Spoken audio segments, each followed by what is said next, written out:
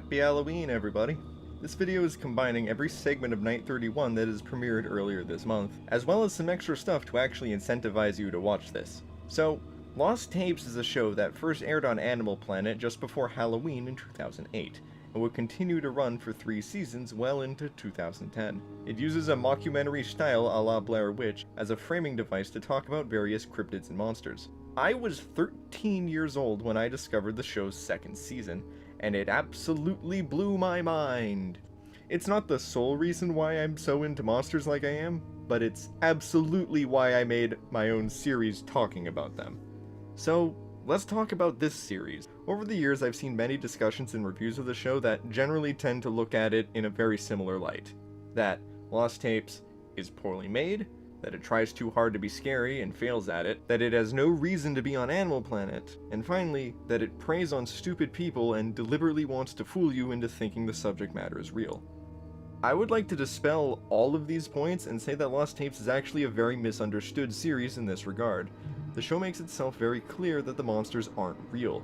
The cheesy acting and cliches are meant to support this, and you're supposed to see through it all as hokey entertainment that shouldn't actually be scary like a legitimate horror movie. Rather, the main purpose of the show is the informational segments littered throughout, featuring interviews with famous authors and researchers in the paranormal community. This is especially cool if you're someone like me who actually recognizes these folks. Joe Nickell and Lauren Coleman are some standout examples. It's mainly a framing device to educate the audience about the general lore of cryptids and monsters, as well as related subjects like various real animals, framing the monsters in a naturalistic view. I feel this absolutely warrants the show having a place on Animal Planet, just with a spooky tone and atmosphere to keep people talking about it. And I mean, how many Animal Planet shows from 15 years ago do you still talk about? So for this video, I rewatched the whole series and ranked each episode based on how accurate it is with the monsters, how creative it is with the premise, and how scary it is overall. Applying a little math, I was able to arrange them into a list from best to worst. For these reviews, I'm also mostly going to avoid spoiling the episode's endings the best I can, so you can still enjoy them for yourself if you haven't seen them.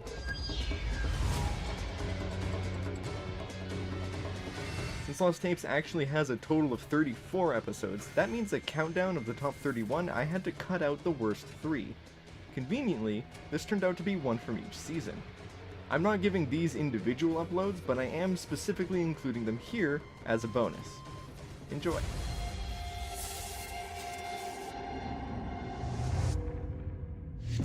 Cutting through northeastern Arkansas is the White River, and according to locals, this river is home to a monstrous fish they nicknamed Whitey, or the White River Monster, if you prefer. Witnesses once described the skin of an elephant, 4 or 5 feet wide and 12 feet long, with the face of a catfish. One of the biggest legends tied to the creature involves it overturning a boat during the Civil War. Enter Mac Barret and Tyler Crenshaw, 2 self-proclaimed city boys who want to try their hands at catfish noodling, which is like when you try to catch them with your bare hands. They enlist the help of local fisherman Earl Gaines to teach them, but Earl is very apprehensive due to legends of the monster. Mac and Tyler eventually convince Earl to show them how it's done, but I sure hope there's no giant catfish-eating dinosaur-like fish living in the river.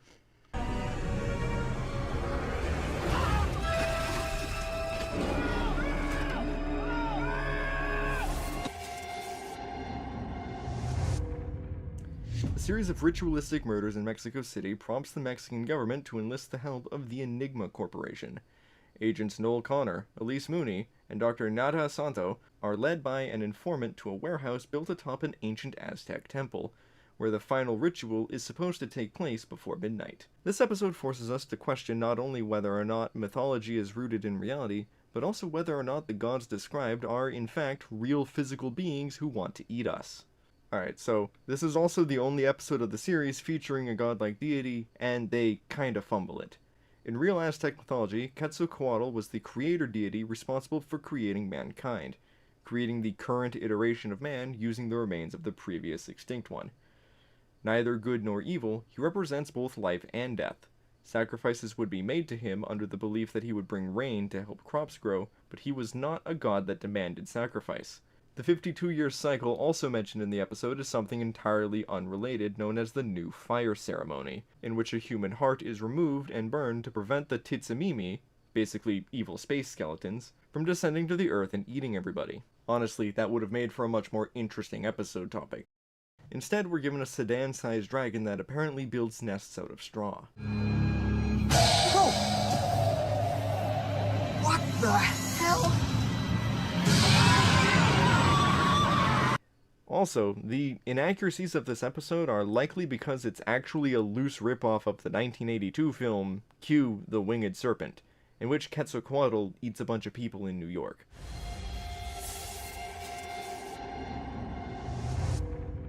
Amateur adventurer Tim Akron travels to Australia's Daintree rainforest in order to film the pilot for his upcoming survival reality show, Stranded, in which he must spend 7 days surviving in hazardous wild environments. So, like, Man vs. Wild or Survivorman. Unfortunately for Tim, he picked a really bad location for the pilot, as the Daintree rainforest is apparently home to the prehistoric Megalania, a giant relative of the Komodo dragon. During his first day, he discovers human bones, followed by whatever left them. Tim is bitten by an elusive, unseen, but supposedly very large beast, and spends the following night succumbing to its venom. His injury also makes him unable to build a fire, so in addition to his last meal being some grubs he found in a tree, Tim spends his last moments cold, alone, screaming in a jungle. His body was never recovered, but his camera was.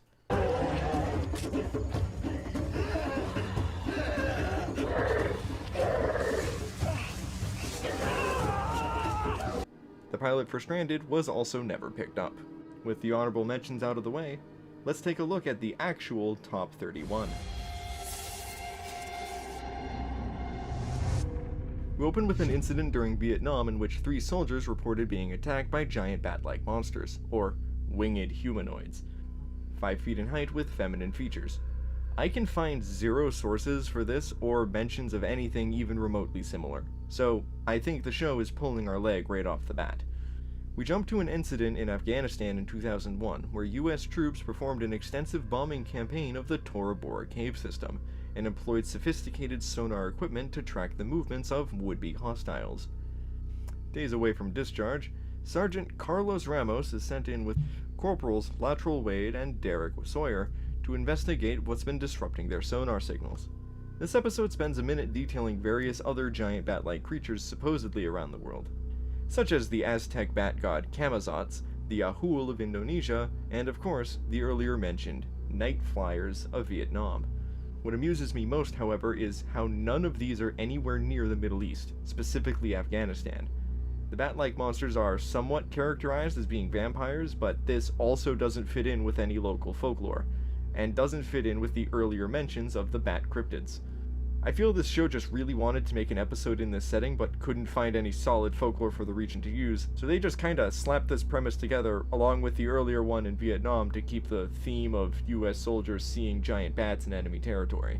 We also get some info on bats, such as how some moths make sounds to disrupt a bat's echolocation, keying us in that the soldiers' sonar stuff is probably screwing with the giant bats, assuming they're real and live in this cave. Our 3 protagonists being well-trained, well-armed soldiers means this mission shouldn't be any more dangerous than the norm. In fact, most trouble comes from there being an improvised explosive device hidden in the cave. The bats themselves are really more of an unexpected obstacle that the soldiers simply weren't prepared for. Crazy.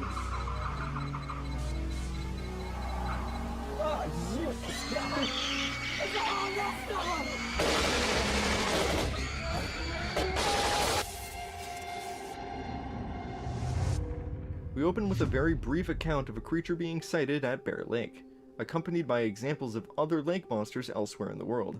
We're then given the distinction that the Bear Lake monster is different because, unlike others, it also hunts on land. This is cool on paper, but far from the only example of a lake monster doing so. Even the more famous Loch Ness Monster has had numerous sightings on land around the loch. Enter Erica Jameson, Jan Hollis, Rose Peters, and Sally Rudolph, who are visiting Bear Lake, Utah to celebrate Erica's 22nd birthday. Their last friend, Mary Ellen Stewart, arrives shortly after the others, bringing the total number of ladies alone at a lake to 5. So the ladies do typical girl stuff, like throwing a company phone into the lake. I sure hope there isn't some source of impending danger that will soon prompt them to need to call for help while they're stuck out in the middle of nowhere. As the still filming phone sinks, it captures video of the monster almost eating it. So Rose manages to find the phone, but decides to stay in the water with it. For, like, a couple hours, I guess, because we jump to past sunset and she's still in the water with it. And it's been continuously filming since before they threw it. There's no way it wouldn't be completely dead by this point. Suddenly and unexpectedly, Rose is pulled underwater by something unseen. Jan goes to help and is subsequently pulled under as well. Sally also has a cell phone, but there's no reception. So she leaves to go find reception so she can call for help, while Erica and Mary continue to search the water for their 2 missing friends. Let's hope the hungry predator isn't attracted to their searchlights. Love, can you see it? What is that? The lantern. The lantern. Oh my god, the one with its head. Get out of here! Go to the car! Go to the car! Following a spike in disappearances of teens in New York City, the mayor decides to assemble a special task force to investigate the phenomenon. Detectives John Sloan and Rhonda Ramirez follow a lead that the disappearances are linked to secret raves held underneath the city in abandoned subway tunnels. They apprehend a rave promoter, Stephen Mills, and force him to lead them to one of the secret raves. See, the location of these raves are mapped out with these special symbols, so they can only be located by people who know how to look for them. So the 3 locate one of the raves, a spooky tall gentleman stamps their hands with weird symbols, and in they go. They try to break off from the party and follow one of the creepy guys, while another one of the creepy guys watches them from afar. This episode focuses on reptilian humanoids, in particular the conspiracy idea of shape-shifting lizard people who live underground. If you've ever heard of a conspiracy theory where the royal family or a politician or whatever is secretly a lizard, this is that. Except instead of controlling the world's governments, here they just throw secret parties as a way to attract new targets for them to feed on. I can't tell if this episode is poor at representing grand conspiracy, or if it's just poor at representing the reptilians. Anyway, John tracks one of the weird guys to a weird freezer room, where bodies are wrapped in plastic. In fact, they're revealed to be the teens who were all previously stamped with the VIP symbols, the very same symbol that was given to John earlier. I sure hope a 7-foot-tall reptilian humanoid doesn't try to wrap him in plastic too.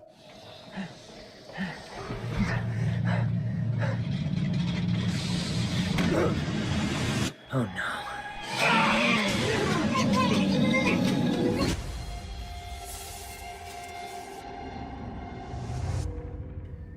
In Nogales, Mexico, the Ramirez family is celebrating the birthday of their daughter, Ava, who receives 2 gifts for her birthday from a relative in the United States. An illegal one-way trip for her and her parents into the United States, and a video camera to conveniently capture anything spooky that might happen during said trip. Right off the bat, there's a couple factual errors, such as describing the Chupacabra as being griffin-like. A beast sometimes described as an alien-like creature, resembling a griffin. As well as claiming reports of it started in South America before moving to Puerto Rico in 1995. In reality, reports of the creature actually started in Puerto Rico in 1975 in the city of Moca, where a series of livestock deaths were blamed on El Vampiro de Moca. Instead, this episode focuses on the Mexican Chupacabra sightings, trading in the initial reports of a reptilian or winged creature for the mangy coyote archetype. Which is disappointing, since I feel the Chupacabra has a lot more potential. So anyway, the Ramirez family is smuggled into the US only to be kicked out by the smuggler and forced to trek through the Arizona desert where they are stalked and picked off by the Chupacabra. The unseen creature actually sounds a lot more like a bird than anything else. The US Border Patrol discovers the family a little later, giving us some spooky night shots.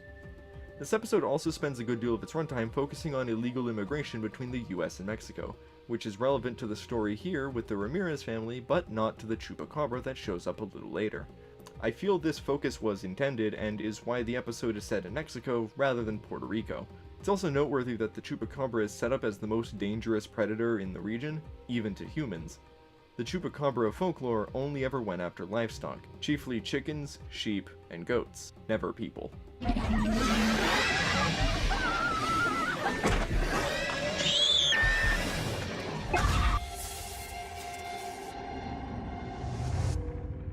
In the broad field of paranormal research, entities tend to fall into one of three categories: cryptozoology, for animals and creatures not recognized by mainstream science; ghosts and spirits, for intangible and supernatural beings; and aliens, for things that come from outside of our planet or even from another dimension. So far, the series has focused entirely on the first category. Seeing as how it's a show on Animal Planet, it makes sense to be mostly about spooky animals, only a handful of which lean into some more supernatural elements. This episode, however, is the first to dip its feet into the latter category. So, does it stick the landing? Let's find out. In the spring of 2008, astronaut Captain Miranda Bach returned home from her latest space mission, during which she had inhaled the dust of a comet. As this was followed by erratic changes to her health and well-being, Miranda was placed under the care of psychiatrist Dr. Lee Morris and internist Dr. Rebecca Damon to determine the cause of her condition and hopefully treat her. Unfortunately for everybody involved, it's something far more shocking than any earthly disease. A nasty skin lesion appears on Miranda's shoulder, and she has 2 distinct heartbeats. All the meanwhile, she needs to be restrained due to a previous suicide attempt. Soon, the docs get back the chest x-rays, revealing some kind of parasite growing inside Miranda's chest. It's at this point that I need to highlight that for a phenomenon as broad as aliens, with literally thousands of reported cases of people encountering extraterrestrials of all shapes and sizes, seeing UFOs, getting abducted, you know, the works, of all the possible examples for alien encounters for this show to work with, they opted for a homage to the Ridley Scott movie Alien. This episode is about a small alien egg growing inside the chest of an astronaut until it becomes big enough to burst out. No little green men, no greys, no flying saucers, and you know what? It's not terrible, at least not in execution. It's just a bit of a missed opportunity if you ask me. So Captain Miranda's condition gets worse, like, a lot worse. Additionally, she starts demonstrating some uncharacteristic behavior and abnormal strength, none of which she has any knowledge of or control over, making it dangerous to even run basic tests on her. Things are only going to get worse for these doctors as the unknown organism grows even larger.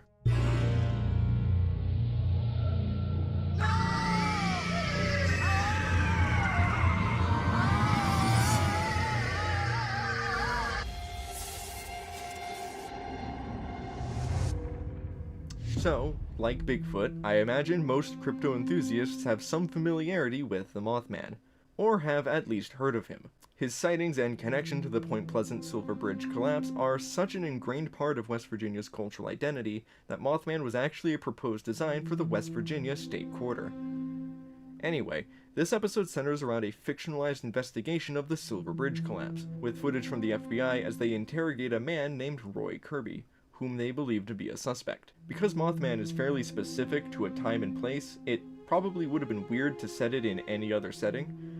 It's interesting to see this show attempt an episode entirely set in the past like this. My only gripes are that this might be a tad disrespectful since they're changing details of a real event where 46 people died, and also that the production quality is far too high for this to be authentic footage. At the time, audio and video were usually captured using separate devices. Handheld cameras that could capture both didn't become standard until well into the 80s. Compare the authentic footage with the footage shot for this episode, and the difference is like night and day. Anyway, Roy tells the feds how for the last 2 weeks he's been seeing a flying monster and catching glimpses of it on tape.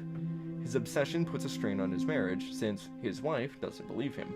Roy felt himself drawn to the bridge prior to its later collapse, filming himself at the location because he believed the Mothman was trying to tell him something. They then imply that this same camera that he's using here is also what filmed this actual footage of the bridge.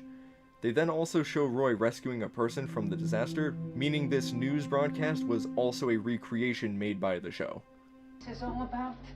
Did you blow up that bridge so you could look like a hero? So your wife wouldn't think you were such a loser? No.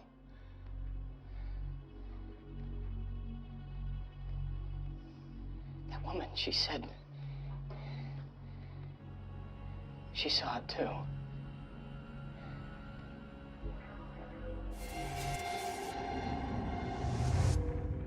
Deep in the northern woods of Wisconsin, a militia group is formed with the aim of undermining government control and returning power to local armed civilians.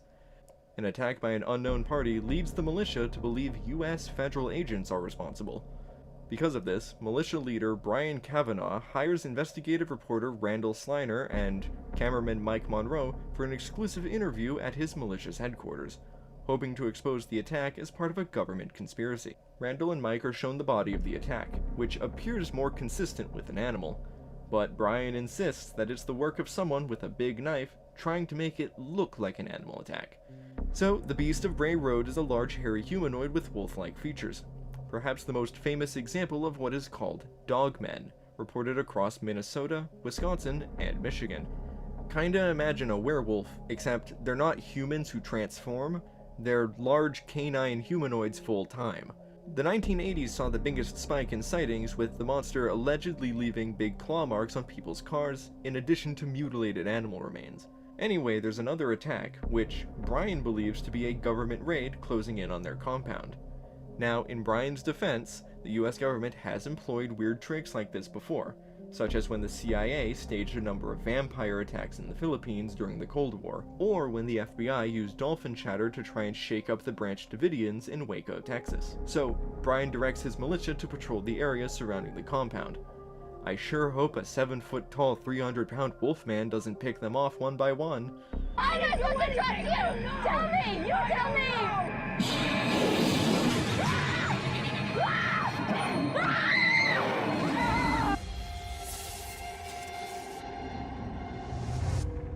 Following the aftermath of Hurricane Katrina, Professor Diane Chasney travels to the Honey Island swamp to examine alligator populations. Accompanying her is her nephew, Ethan, who is completely out of his element.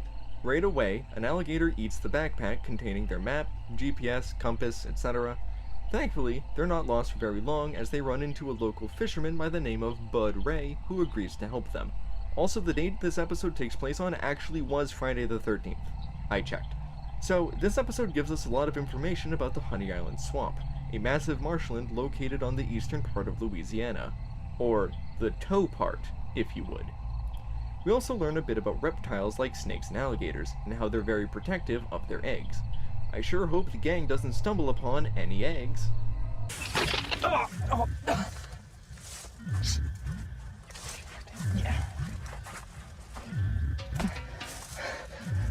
Oh. Oh no. Uh-oh. Well, I sure hope those eggs specifically weren't laid by an alleged 7-foot-tall bipedal monster believed to be half man, half alligator. Okay, so let's talk about this episode's baddie, the Honey Island Swamp Monster. The earliest report of the monster was in 1963 by a man named Harlan Ford.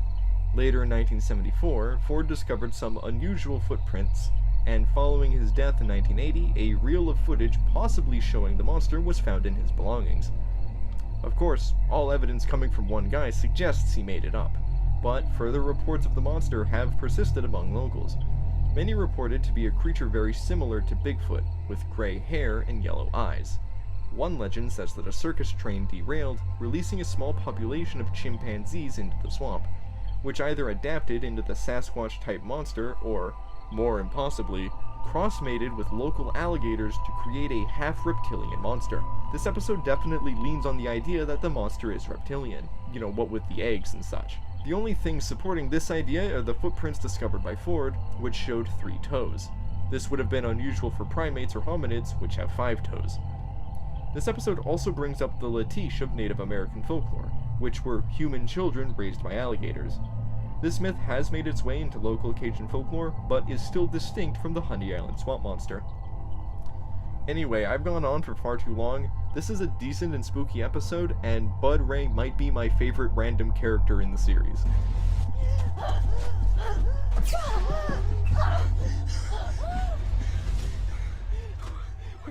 Oh my god!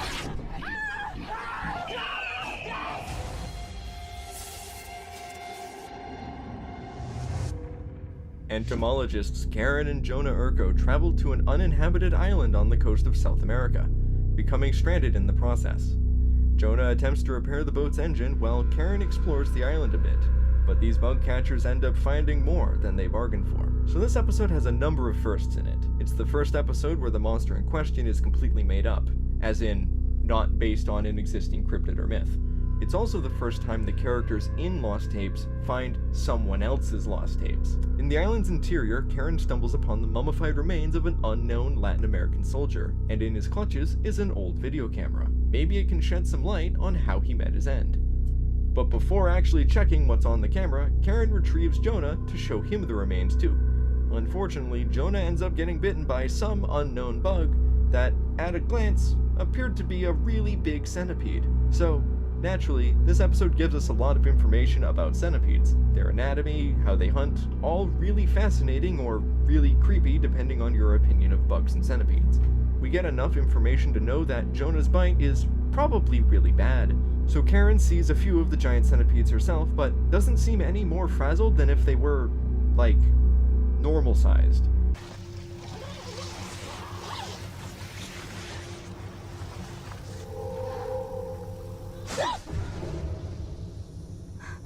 Oh my god.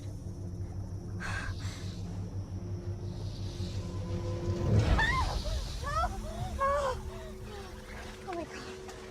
Let's check out that video camera to see if the skeleton that I took it from died of natural causes.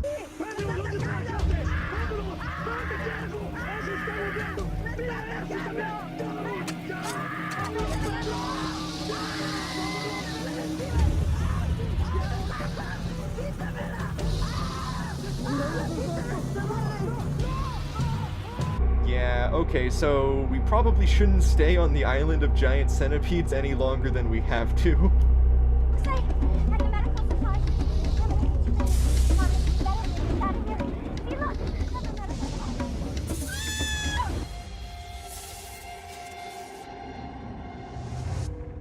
Greg and Wendy Stark are on vacation at the Jersey Shore with their two daughters, Christina and Joey, as well as their dog, Cooper. Wendy is several months pregnant. On their way home, they take a detour through the New Jersey Pine Barrens. While here, Greg hits an unidentified animal, and upon investigating, their dog runs off. Greg goes off to search for Cooper, but after an hour he doesn't return, forcing the remaining Stark family to go looking for him. Now, for those unaware, the Pine Barrens of New Jersey are said to be home to a monster you've no doubt already heard of, the Jersey Devil. I'd even say he's so famous, I'm surprised Scooby-Doo hasn't had a movie or cartoon about him. Anyway, according to folklore, the devil was born as the 13th child of the Leeds family, all the way back in 1735. It's said that the monster has since haunted the region throughout the centuries, killing livestock and frightening hikers. This episode does an excellent job giving us the basic history and description of the Jersey Devil, as well as some stuff about the number 13.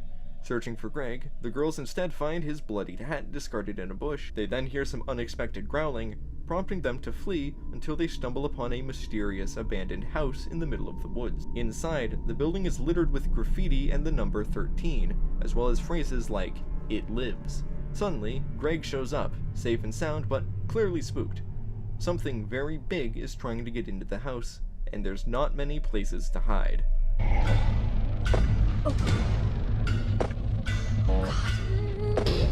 Just stay quiet.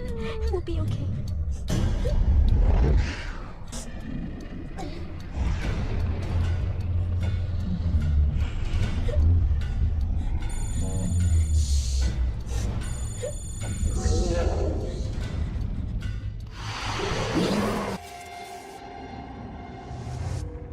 In the Baltic Sea, on an oil rig platform, we see a pair of workers spot something strange swimming in the distance, move beneath them, and then somehow drag both of them away. Following this event, it's discovered that a Finnish ship had sunk near the rig long ago, and that it possibly contains treasure. Treasure hunter Captain Derek Barrow and his crew, Brad Downing, Sasha Porsis, and Ron McCorkle, are followed by documentarian James Warner to film their search for the treasure.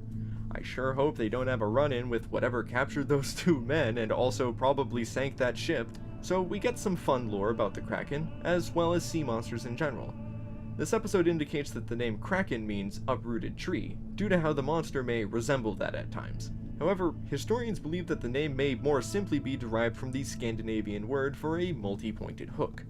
Anyway, they arrive at the wreckage. Brad dives down to investigate, reporting that the ship was destroyed by an incredible force. Brad then sees something coming towards him and is promptly attacked by it, shaking the entire boat in the process. After waiting hours for Brad to resurface, Sasha performs a risky night dive in a last-ditch effort to find him.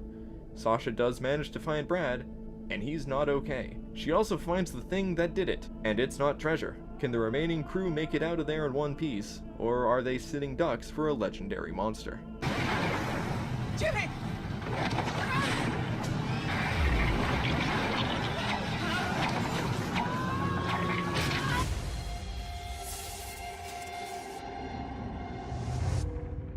We open with a report from 1977 in Lawndale, Illinois.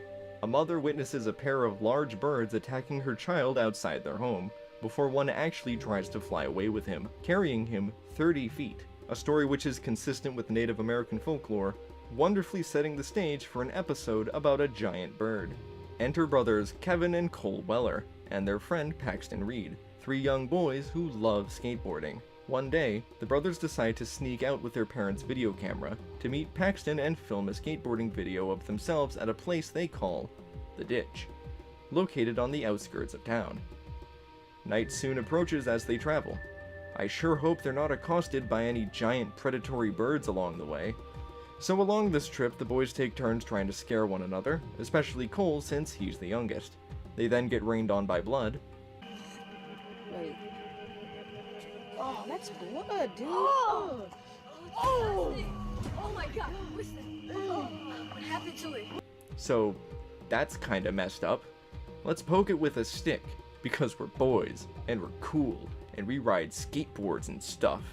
So they reach the ditch, they shoot their video, and we're given some statistics about skateboard safety. Paxton decides to jump scare Cole, and he breaks his leg. You know, boys will be boys. Surmising that Cole can't walk, the 2 older boys devise a plan to leave him and come back with a wagon to transport him out. Cause I guess the combined effort of 2 12-year-olds with 3 skateboards can't transport a 60-pound 9-year-old. Although, I guess when I do the math, that's like 7 jugs of milk. Anyway, these kids have no idea what they're doing, and they're in a lot of trouble, and there's a very large prehistoric bird watching them with hungry eyes. Oh, it's back, man. See, we gotta go home, man, with this bird running around. Oh my god. We gotta get home. That's what I'm talking about, dude. Coach, we gotta get home, man. Huh? Go. Calm down. Calm down. Go.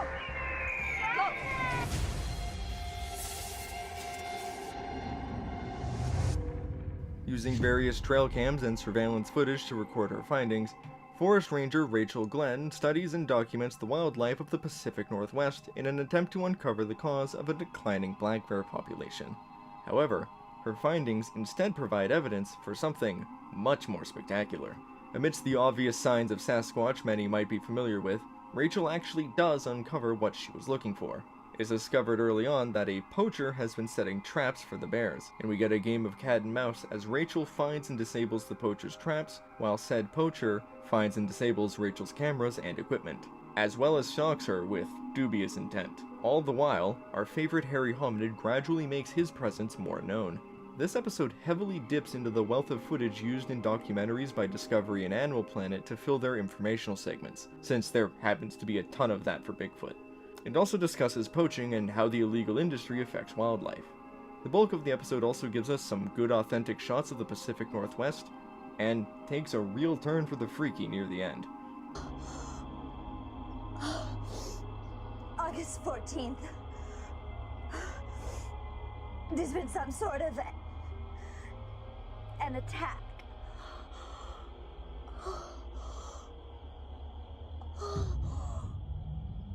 Oh God. Oh God.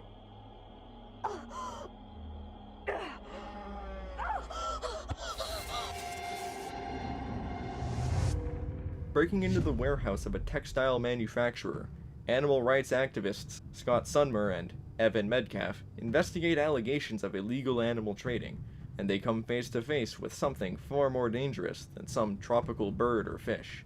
Now, the green anaconda is the largest known living snake on Earth, reaching lengths of up to 25 feet and a weight of 550 pounds. But for over a century, there have been reports from explorers and natives of the Amazon rainforest that snakes of much larger sizes lurk in the brush and river, ranging from 50 to 150 feet in length. The most credible report came from British explorer Percy Fawcett, who reportedly killed and measured a 62-foot anaconda, and slide marks supposedly left by snakes also suggest a specimen of this length. The largest prehistoric snake was the Titanoboa, which could reach just under 50 feet in length. The possibility of an unidentified species of giant snake is actually one of the more plausible cryptids out there. Given the premise, this episode also takes some time to educate us on the black market of animal trade, and how in some instances it's led to large snakes being found well outside their natural habitat. Anyway, Scott and Evan do manage to find the illegal exotic animals, only to be caught by the night security guard, Larry Johnson, and his guard dog Bishop. Their heated altercation is interrupted by a loud noise, and wouldn't you know it, the giant crate labeled "Live Animal" is wide open. I sure hope there isn't a giant predatory serpent lurking in this giant maze-like warehouse. I think this episode is a great example of taking an otherwise mediocre monster and making a pretty solid episode with the setting and premise. Oh gosh, it's a dead end. Come on, let's go. It's just a crate. Hold on. Maybe I can see something. Can you see anything? I think I can see the crates from where we came in. Awesome. Should I get Yeah, up they're there? right over here. Okay. Yeah. Unemployed construction worker Chad Hurlis concocts a scheme to cash in on the publicity of the 30th anniversary of the Dover Demon's first sighting back in 1977. To accomplish this, he recruits his wife Shanna and friends Glenn Diffie and Royce Best to film a fake sighting of the monster. Other characters in the series have made vain attempts to scare or prank others before, but this is the only instance of an elaborate hoax for money, a la Scooby-Doo. This is also the second instance of the series using an extraterrestrial, in this case a more specific example than the alien episode. However, this episode insists that the Dover Demon isn't actually an alien. The real alleged sighting occurred on April 21st, 1977, when 17-year-old William Bartlett spotted a large-eyed creature on top of a broken stone wall. It was sighted 2 more times after that, and eyewitness sketches all matched one another. In all likelihood, it was probably a misidentified moose calf or other animal. Needless to say, it was never spotted since, never attacked anybody, and never made any indication that it posed any level of danger. Let's see if the show changes that. So, they're getting ready to do the hoax, and it's very apparent to everybody that Royce's costume looks nothing like it's supposed to. Glenn seems to be the only one actually superstitious, claiming to know a guy who's seen the demon for real. He then glimpses a pair of glowing eyes watching them, before Royce jump scares him. Also, Chad brought a real, loaded, high-caliber gun for believability. I sure hope he doesn't actually shoot somebody later. Are you crazy? So, nightfall. Glenn sees some weird claw marks on some trees, and nobody else seems to really care.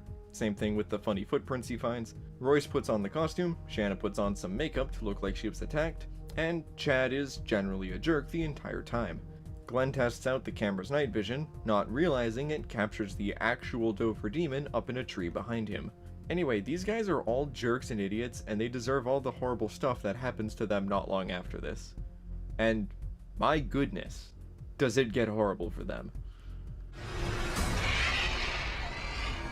Wait, maybe let's run. Let's go. Go. Shanna, let's go. Oh. 4 years ago, the Golden family moved into their new home in Lakeview, Colorado, and have steadily been experiencing paranormal activity ever since. In particular, their son Troy is followed by strong poltergeist activity. After an altercation between Troy and his sister Megan results in serious injury, parents Mark and Jen hire a team of paranormal investigators, parapsychologist Dr. Jeremy Reinhold, Christy Johns, and Bill Cooper, arrive to film the account for their TV show, Paranormal Encounters. After their initial test demonstrates psychic phenomena, the team is given permission to install cameras all around the home, such as to record Troy while he sleeps.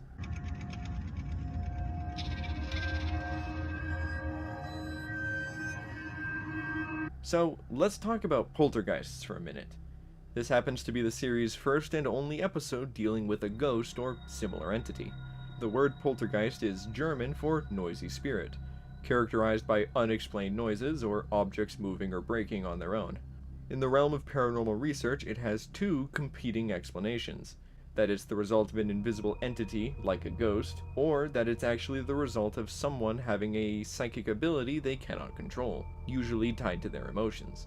In classic Lost Tapes fashion, this episode uses both explanations. Investigation reveals that a man named Charles Weatherly previously murdered his family and then himself in that very home, and for some reason, Charles' ghost has a particular interest in Troy. As the night goes on, their investigation takes a drastic turn. I sure hope the disturbed ghost of a serial killer, with the ability to move objects and people, doesn't try hurting these people actively challenging it.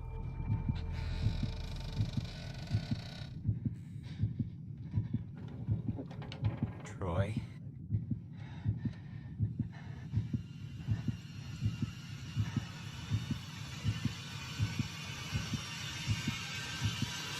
Jerry!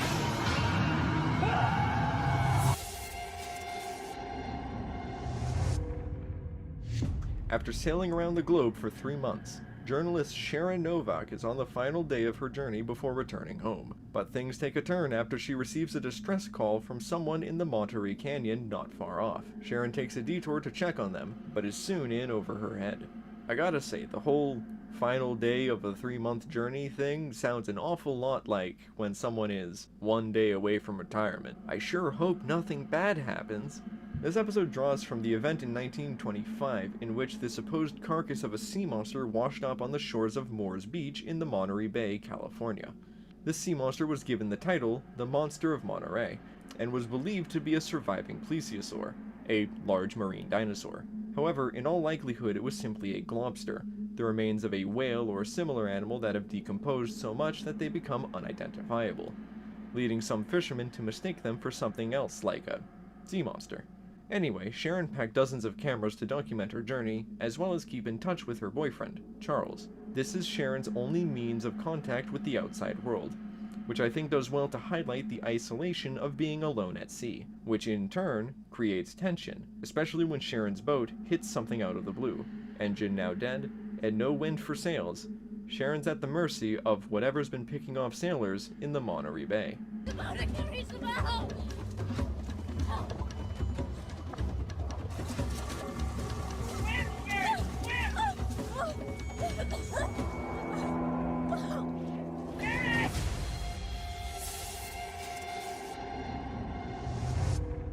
Following their high school graduation, 5 friends, Sean, Tracy, Tyler, Bruce, and Ruthie, decide to spend their last weekend together at the local lake. But the state of Oklahoma houses a dark secret, for many of its lakes, such as the aptly named Lake Thunderbird, are said to be haunted by a large, terrible predatory monster. That's right, an octopus. Anyway, 5 teens alone at a lake. The main plot here is that Tyler's a jerk, our cameraman Sheen is in a cast so he can't swim, and Sheen has a crush on Tyler's girlfriend Tracy. Yeah, if there's no monster here, then there's gonna be like a serial killer or something because these kids are just asking for it. Right, the octopus. Local folklore of Oklahoma believes there's a monster or entity of some sort responsible for the unusually high number of drownings that occur in Oklahoma lakes. And for some reason, it's believed to be a freshwater octopus that uniquely preys on people. So Tyler steals a canoe for Sheen so they could all go to a floating barge out in the middle of the lake, to drink some beers and watch the sunset together. Tyler pulls a prank where he pulls Ruthie underwater. Everybody dislikes that. I'm amused that they censor asshole, but they don't censor bitch, said multiple times. Not just now, but for, God, weeks you've been acting like a bitch like this. Why? What's your problem with me, huh? Like a bitch. Yeah. Thanks, Tyler. Well, Thanks, Tyler. You're such a... You know what? Just forget it. Tyler throws a fit because his ego is hurt and takes the canoe, stranding Sheen and I guess the others too. Whoops, it got Tyler. So Bruce goes in to help. Whoops, it got Bruce too. Night soon approaches, and the octopus starts getting impatient. It starts breaking the raft. Okay, so this is terrifying. Our remaining cast needs to figure out a way to shore. Fast. It's sink or swim. Just stay together, guys. Just stay together, guys. Okay, stop. guys, get back! Come on, bring it around.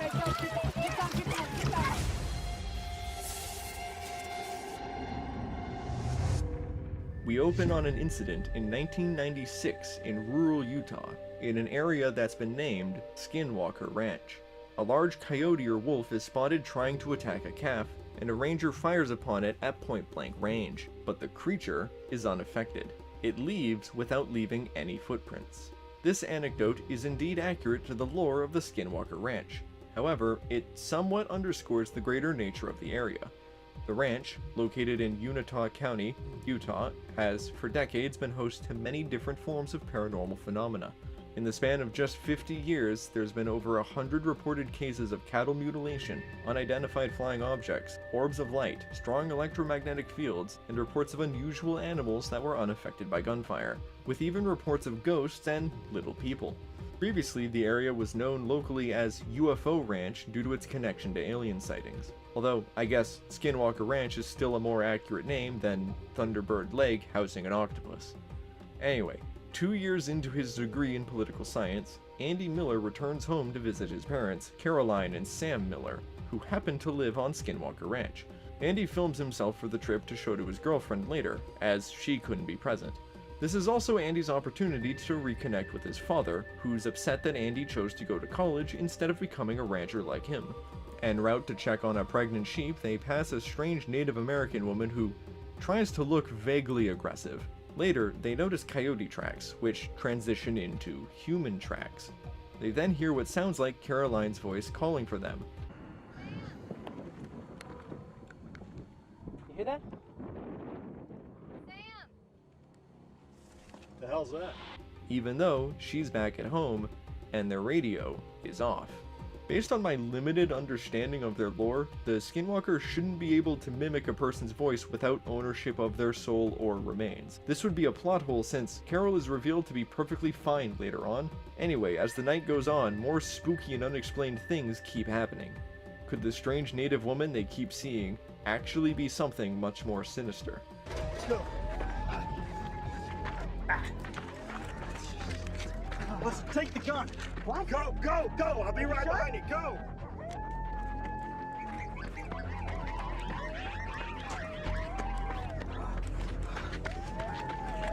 Careful.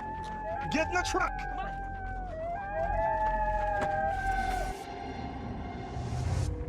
Breaking news! Billionaire explorer Mark Hordstrom has gone missing whilst climbing Mount Everest. His last recorded message indicates that he and his teammates found something incredible which subsequently attacked them. 3 years later, Mark's remains are recovered along with his team's incredible discovery, and both are being shipped back to the United States. Looking to get first dibs on this incredible story, journalists Jaron Slate and Alex Turner convinced longshoreman Charlie Newhouse to let them into the ship early. I sure hope this incredible discovery that killed Mark and his team doesn't similarly attack our intrepid journalists. So the Yeti is a cryptid reportedly found in the Himalayan mountain range. The name Abominable Snowman was coined in 1921 by Lieutenant Colonel Charles Howard Bury, after discovering a set of very large footprints. Local Sherpa guides indicated that they came from the wild man of the snows. So, Jared, Alex, and Charlie enter the ship's cold storage and search for the big scoop. Instead, they come across some crushed rats, a broken open crate reading biological specimen, oh, and the horribly mauled remains of Charlie's crewmate.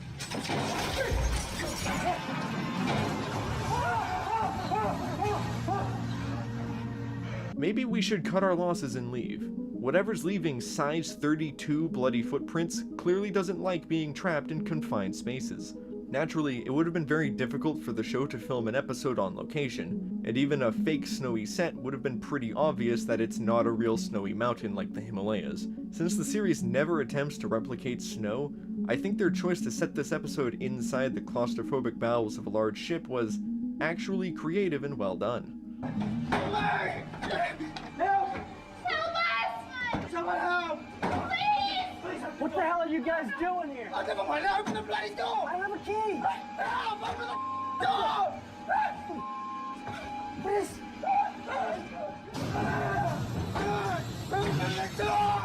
Come back! Open the door!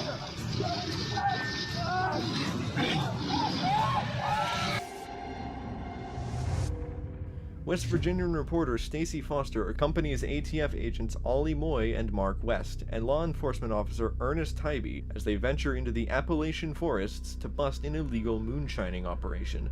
I must also take this moment to share that Appalachian moonshine is where the soft drink Mountain Dew gets its name, as that is what locals called it. Anyway, en route to the moonshiners' camp, they find an ominous bloodied sign, followed by an improvised alarm system set by the moonshiners. They carefully avoid it, but something else sets it off behind them.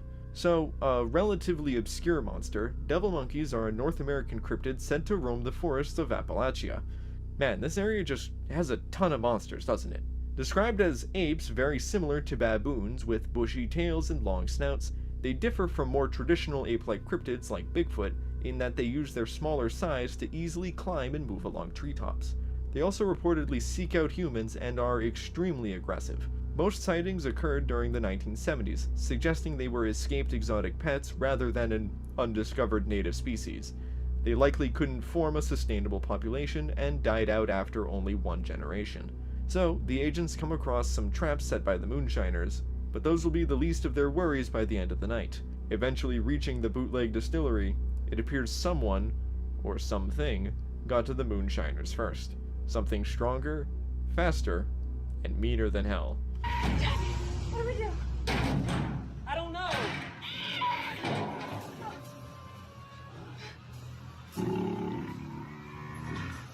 Hey, who's back there? Say to get the hell out of here!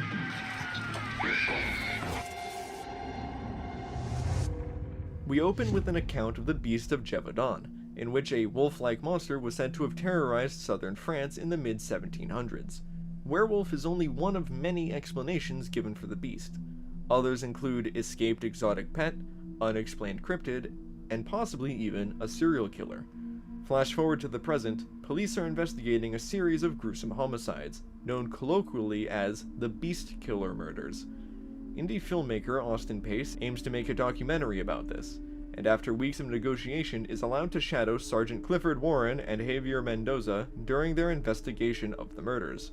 So far, 21 killings have turned up evidence of claw and teeth marks, as well as inconclusive DNA samples and fur. Following the suspect to his home, they hear sounds of an attack and spring into action. Their search through the house is very tense and atmospheric. Among the more unsettling things they uncover is a reinforced window broken from the inside, with blood and fur left on the glass. It looks like something really tried to get out, and this window was designed to keep it locked in. And now we are locked in with it. The crew is in the den of the beast, and they have no idea what they're dealing with. And Austin really should have listened and stayed in the van.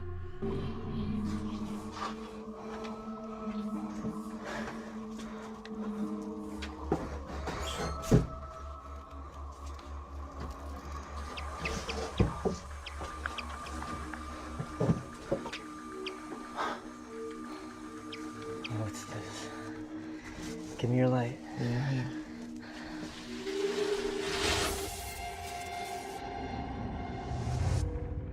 Our opening shows us Mardi Gras footage in a Haitian community in New Orleans, in which a woman, Josephine Ledoux, is attacked and killed by a seemingly entranced man she had been housing.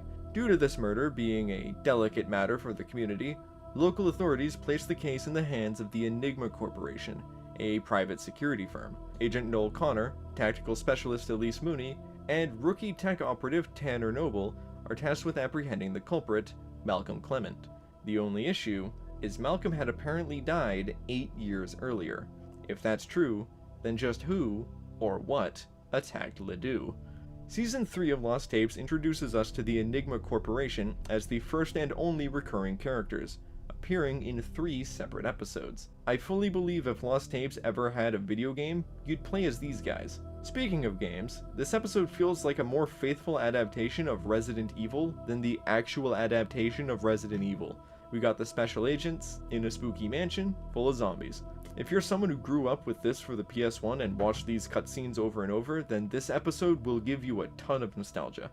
Now, something this episode does that I find interesting is it tries hard to stick to the voodoo zombies of Haitian folklore.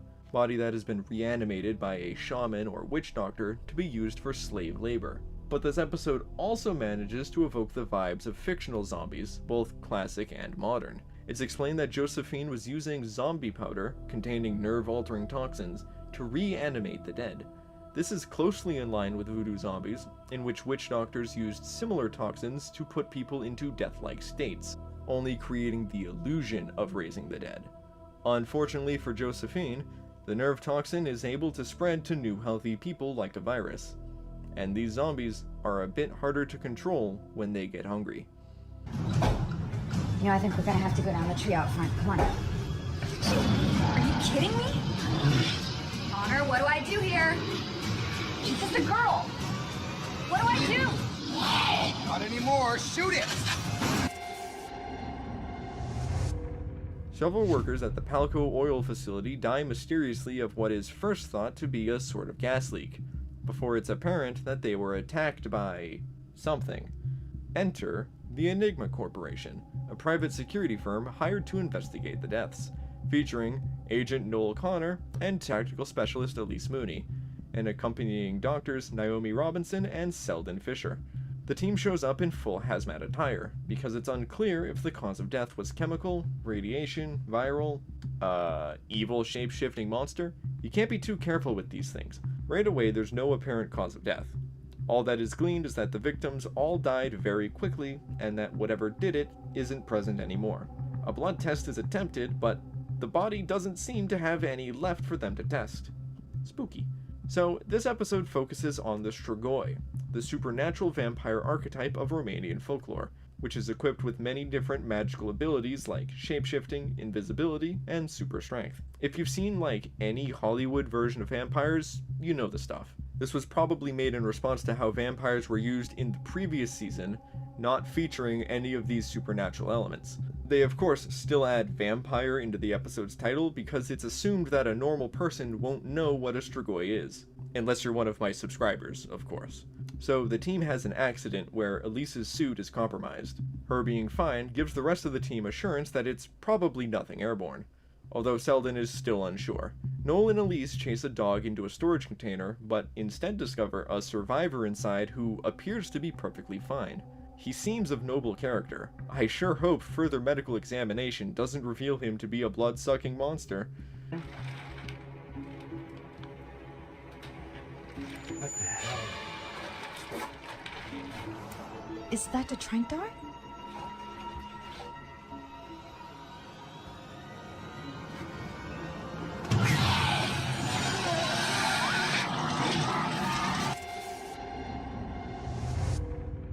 Looking to make a good first impression for his future brother-in-laws, Levi and Corbin Knox, Matthew Barton goes on a deer hunting trip with them to the forests of Falk, Arkansas. For Matt, this is his first time ever holding a gun. For everyone, this otherwise innocuous trip takes a drastic turn as they encounter a fearsome cryptid known to locals as the Falk monster. Now for those unfamiliar, Bigfoot is a surprisingly broad term that applies to many different hairy hominids around the world. Even across the US alone, there's great variation and perhaps speciation among their populace. The Falk monster is said by many to be the most dangerous, estimated to be 10 feet in height and 800 pounds, significantly larger and heavier than other Bigfoot, and just as swift on his feet. It also sports sharp claws, eyes as big as silver dollars, and a terrible odor. The Falk monster is also said to be incredibly aggressive and territorial. On May 2nd, 1971, the monster allegedly broke through a person's window to attack them in their own home. Anyway, the hunting party sees a figure in the distance and fires upon it. Whatever it was no deer. Later, bored from not seeing any deer for a while, the brothers decide to prank Matthew by sending him on a snipe hunt, in which they convince him to make a fool of himself. If you want a snipe coming towards you, you gotta cluck like a chicken, so let's hear it. Bark, bark, bark. All right, keep it up. All right. Bark, bark. Get me up there. Don't forget to cluck. Nope. The enormous beast appears behind Matt and disappears with him before the brothers can get a shot off.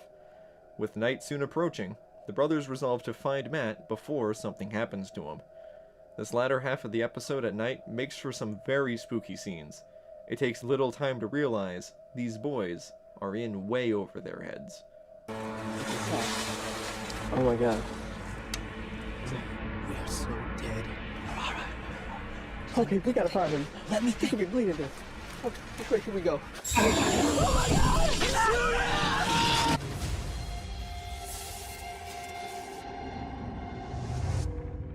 A group of college students are looking to induct a 5th member into their goth clique.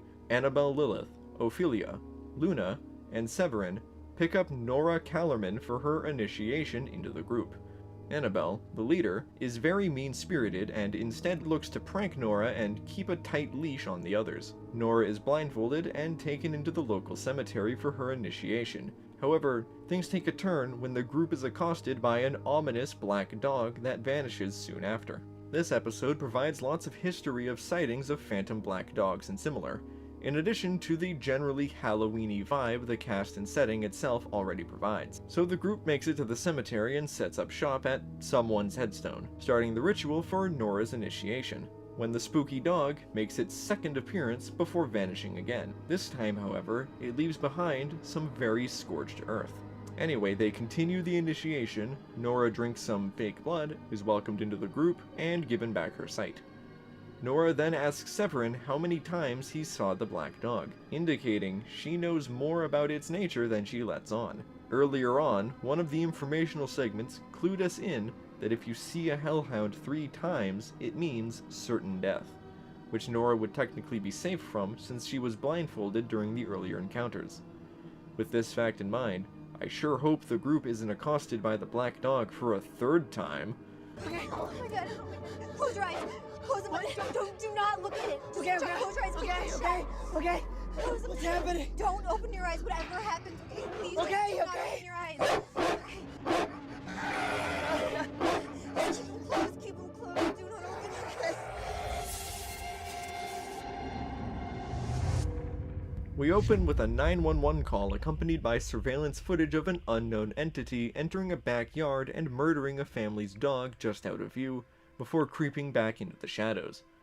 Jumping ahead 2 weeks, Channel 10 News features a human interest story about the attempted rescue of a cat that wandered into a storm drain. No, he didn't wander. He got pulled down by someone or something. You've got to go down as soon as you can. Okay, ma'am. And capture him. We'll get your cat. What's your cat's name? Mr. Smithers. Mr. Smithers. Go And get him Mr. out. Smithers. Sending reporter Chrissy Cooper and her cameraman Derek Green to follow local firefighters Trevor Andrews and Dana Caldwell into the sewer to rescue said cat. It doesn't take long before they find something, which they believe to be the remains of Mr. Smithers. The group speculates on whether it was possibly the work of an alligator or someone with nothing better to do with their time.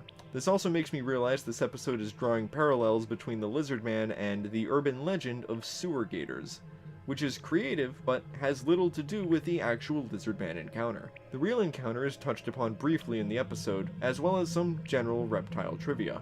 But wait, what's that? Mr. Smithers might still be alive. Forget this evidence of either a predator or psychopath. It's deeper into the sewers we go. Ignore those unexplained monster noises, too. You're a cat, right? You're hearing that. Being able to hear the rapid footsteps of the apparent lizard man somewhere else in the sewer with them is actually very unsettling. So Dana goes off alone in pursuit of the kitty, finding something much, much worse instead. Here, cat. Come on, Mr. Smithers.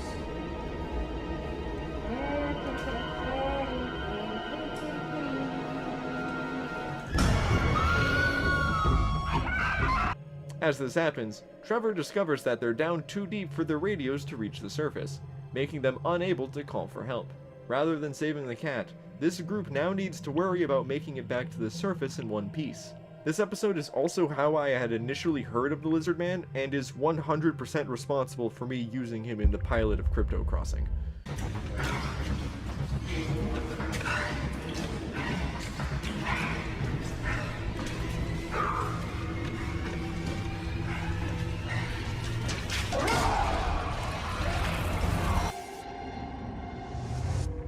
college students Matthew Gall, Lane Corey, April DeSato, and Vince Gabriel are on a spring break camping trip in the Appalachian wilderness. We are shown, out of chronological order, that the group is lost for many days and is quickly running out of food. After approximately 2 weeks, shit ambiguously hits the fan. A search and rescue team consisting of Porter Voss, Trent Dorsey, and Shelby Nash is sent to locate the lost students. Arriving at their campsite, the search team finds the tents wrecked and traces of blood. They send Trent to go replenish the team's water, but he instead stumbles upon a creepy shrine made of personal effects. Meanwhile, Shelby and Porter find the body of Vince, who appears to have been partially eaten. They conclude that there's something very dangerous in these woods, and that Trent is in trouble. Trent reaches a similar conclusion when the trouble finds him. Who would do this? Oh my god!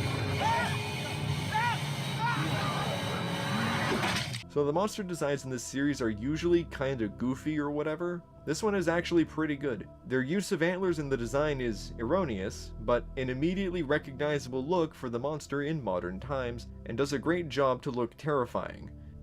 Anyway, night soon falls, putting our lonely and unarmed rescuers at an even greater disadvantage. They manage to locate a cave, and inside find a cowering Lane. This episode gives us a solid rundown on the lore of the Wendigo, as well as Wendigo psychosis. However, besides the antlers in the design, this episode also presents the Wendigo as almost godlike, with control over time and space, something I've never found any evidence for in researching the monster myself. More achronological footage reveals to us that Matthew was the one who started acting kinda kooky after savagely eating some unidentified meat. Matt even went on to confide with Lane that they should kill and eat April because of her recently broken leg. Matt goes full Wendigo a little after, leaving us in the present with 3 unarmed people in the wilderness, with one very dangerous, very hungry Matt on their tail. What the hell? Are those Dorseys? Oh my god. Nash! Nash, come in, Nash! There's something out here! Nash!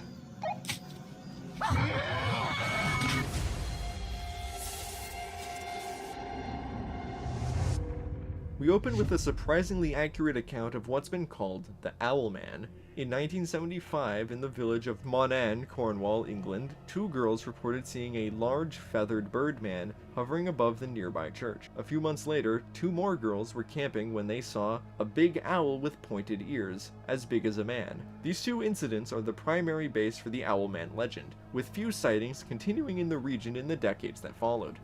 After the opening, we are introduced to our intrepid protagonists, Peter Gray and Jolene Sharrock, a pair of paranormal investigators with experience in hunting for ghosts and similar, but their next case might prove to be more than they bargained for.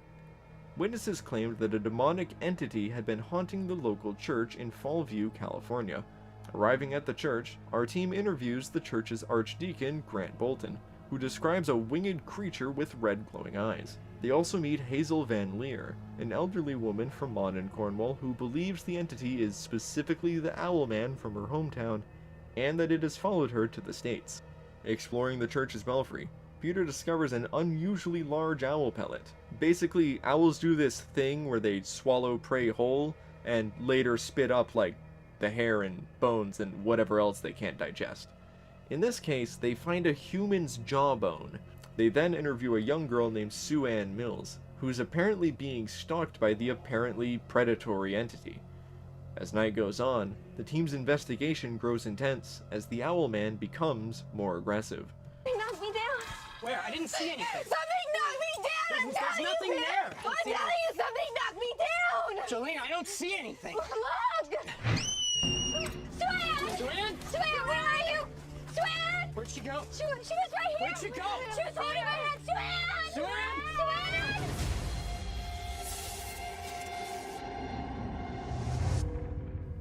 Best friends Greg Cole and Benton Davis race across the Gobi Desert on ATVs. As extreme sports enthusiasts, Greg and Benton have made it a tradition to attempt new challenges like this every year. But this tradition is jeopardized as the arid Mongolian desert is said to be home to one of the most dangerous cryptids on the planet, the Mongolian deathworm. Now, the Gobi Desert is the 6th largest desert in the world, stretching for over 1,000 miles end to end. It's relatively cold and home to few animals and even fewer people. Much of the desert is also fairly rocky and even grass-covered, rather than entirely sandy. But where there is sand, just below it is said to be a terrible monster, said to expel a powerful green acidic venom, as well as discharge bolts of electricity to stun and kill from a distance. This 1 to 2 meter long red worm spends the majority of its time lying in wait for prey to come to it. Locals call it Algoi Korkoi, meaning intestine worm, and it happens to be my favorite cryptid.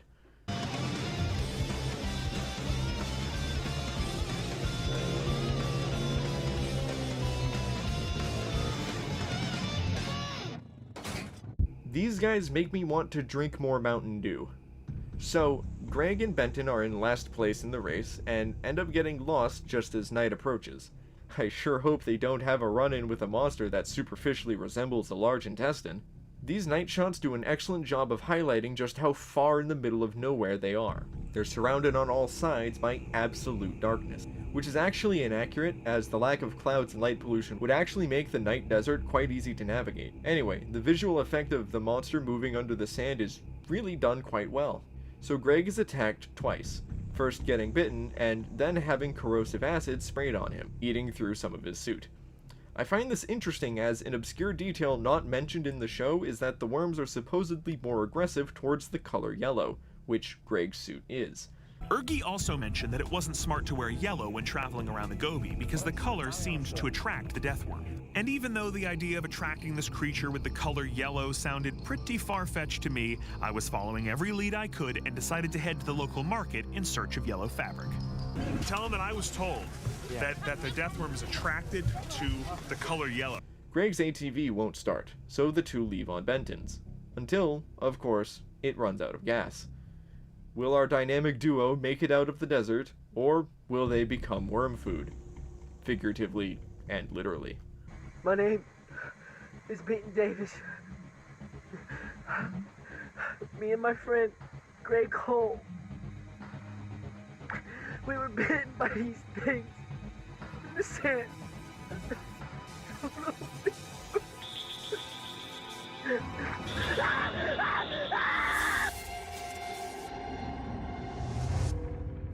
We open on CCTV footage of a gas station where someone is attacked and killed by a mysterious assailant, setting the tone for this episode. After the opening, we see the Redding family moving into their new home. It's a fixer-upper, very large and very old. The father plans to use his time fixing it to bond with his son, Eddie, who's been having nightmares. This is also what prompts Mom to install a camera in his bedroom to watch him during the night. Gee, I sure hope nothing spooky happens while he's sleeping.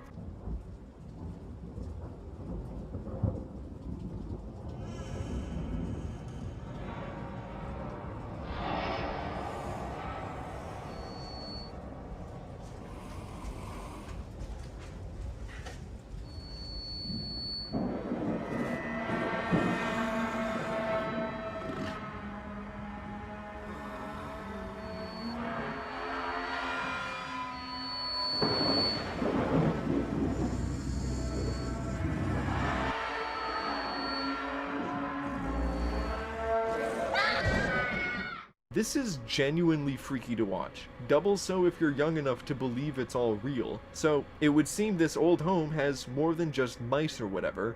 Eddie literally has to deal with a monster in his closet. Of course, Dad's not convinced, blaming it on raccoons. Also, neither parent checks the footage, otherwise they'd be hightailing it out of there. I'd personally be leaving a trail of gasoline on my way out. Anyway, new day, call an exterminator for the raccoons, and it's back to home repair. We get a cool shot from the exterminator's snake cam.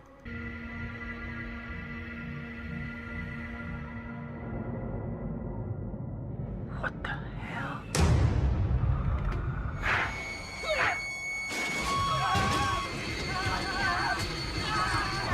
This whole scene is terrifying. This close-up of the monster shows us it's more like a feral beast than the traditional Dracula type. So the mom wonders where the exterminator went, since his truck is still outside. they decide to split up and look for him. No, absolutely not. The last leg of this episode is a frantic run from the vampire, chasing the Redding family up through the house. And when I first saw this episode at the age of 13, it convinced me that hairy vampire people could be living in my walls.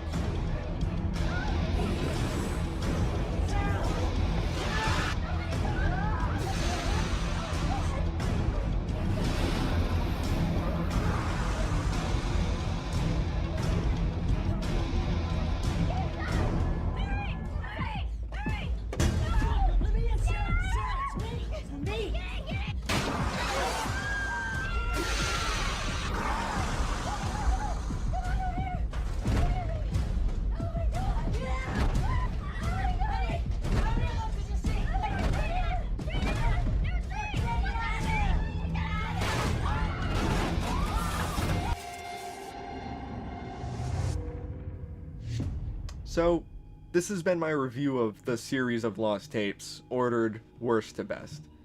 In my opinion, it's a very underrated, very misunderstood show, and I think it deserves a lot more credit than it gets. Sure, it's cheesy and schlocky, but it's a ton of fun and a great watch for the Halloween season. I hope you all enjoyed this year's rundown of Night 31. If you have any ideas for future shows you'd like me to cover, let me know in the comments below. Please be sure to subscribe as well as hit that bell so you don't miss future uploads. Till next time, this has been Zenonaki, and you've been watching The Twilight Road.